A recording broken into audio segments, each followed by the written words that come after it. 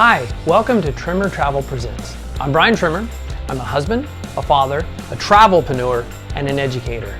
My wife and I love to help other people set up their own home-based travel business. So stick around, hit subscribe.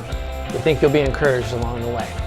So recently, I created a few short videos with some tips that I've come up with over the years for what to bring on an airplane and for packing light on an airplane. And so I have another set of tips today for getting in and out of airports, especially overseas, quickly and with less hassle than you might think.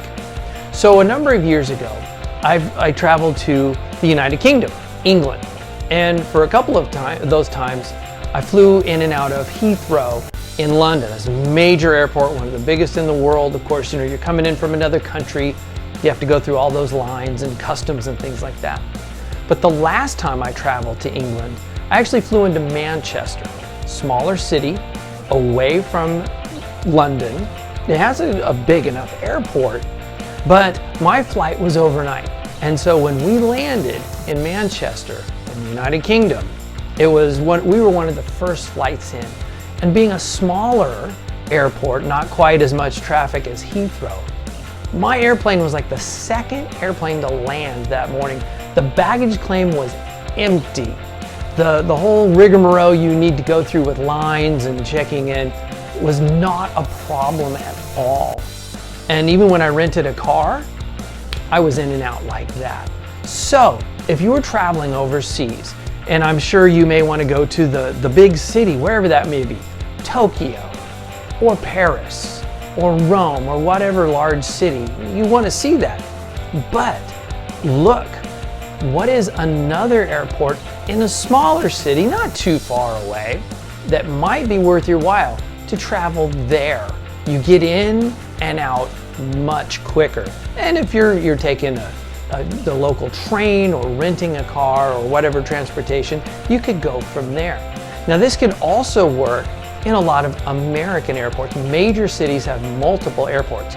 I live in Southern California, and of course the major airport close to me is LAX, Los Angeles International Airport, which I do need to use when I'm traveling to the East Coast or if I'm traveling overseas. But for a lot of local travel, closer flights, I use the Burbank Airport. Much smaller, much easier to get in and out of. And then the local area has several airports like that. So again, even if you're traveling within the United States, look for another airport close by that's smaller. You know, if you're going to New York City, there's two right in New York City, but there's one across the river in New Jersey. Still a pretty big airport. Maybe Hartford in Connecticut, not that far away, but the smaller the airport, the quicker travel in and out you may have. So now you know what to take with you on the airplane, as seen in a prior video. You know about packing light, and now there's some tips about how you could get in and out of the airports quickly, and especially if it's overseas. It really could speed up your time travel in those airports. So stick around, hit subscribe, follow the directions in the description box below, and find out how you can set up your own home-based travel business. Thank you.